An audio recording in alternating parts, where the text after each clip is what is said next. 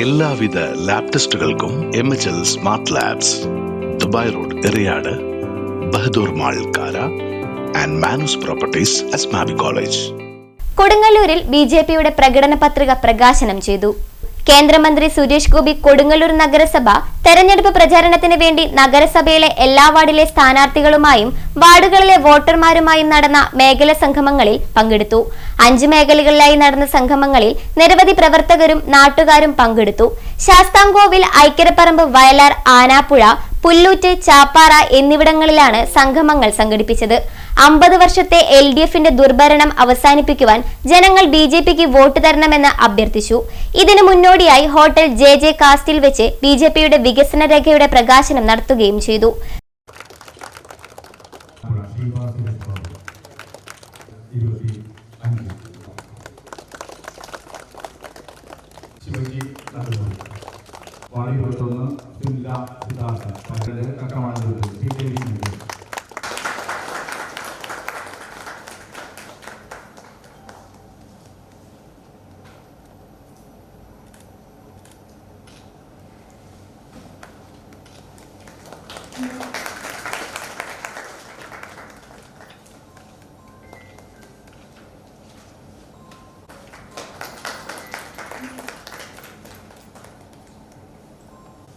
ഒരു സെന്റ് പോലും ഒഴിയാതെ ഉപയോഗിക്കാൻ പറ്റുന്ന ഒരു മനസ്ഥിതിയിലേക്ക് മാറാൻ കഴിയുന്നു.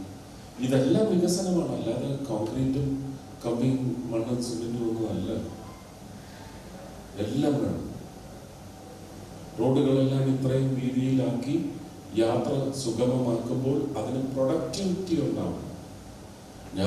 നിങ്ങൾ കൊടുക്കുന്ന ടോളിന് ആ യാത്ര ചെയ്ത് ചെല്ലുന്നതിൽ നിന്ന് നിങ്ങൾക്ക് ടൂറിസം ആണെങ്കിൽ ആനന്ദം പകർന്നെടുക്കാം, നിങ്ങളുടെ ഹൃദയത്തിന്റെ ശുദ്ധീകരണം നടത്തുക.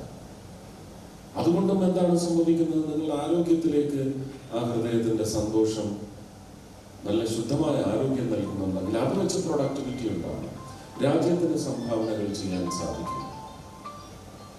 റോഡുകൾ വീതി കൂടി മരണപ്പാച്ചിലിൽ പോകുന്നവരുണ്ടാവും. അവരുടെ ഉദ്ദേശം എന്താണെന്ന് നമുക്കറിയത്തില്ല. മര്യാദയ്ക്ക് യാത്ര ചെയ്ത് ചെന്ന് ജോലി ചെയ്ത് സമ്പാദിച്ച് അതിൽ നിന്ന് ടാക്സ് അടച്ച് അതിൽ നിന്ന് ബൈയിങ് കപ്പാസിറ്റി രാജ്യത്തിന്റെയും സംസ്ഥാനത്തിന്റെയും ഓരോ ജില്ലയുടെയും ഗ്രാമത്തിന്റെയും വർദ്ധിപ്പിച്ച് രാജ്യത്തേക്ക് സംഭാവന എന്ന് പറയുന്നത് ഖനത്തിൽ കൊണ്ടുവരുന്നിടത്തു നിന്നൊക്കെയാണ് ഈ പറഞ്ഞ 5 ട്രില്യൺ എക്കോണമി. ഇതൊരു ഡിസൈനാണ്. 5 ട്രില്യൺ എക്കോണമിയിലെത്താൻ ലോജിസ്റ്റിക്സ് എന്തായിരിക്കും?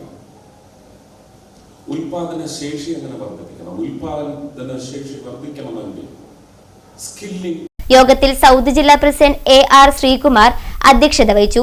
ER Jithesh, TJ Jemy, KR Vidyasagar, Prajeesh, Sunil Kumar, Sivaram, Sajeevan, Rashmi Babu എന്നിവർ സംസാരിച്ചു.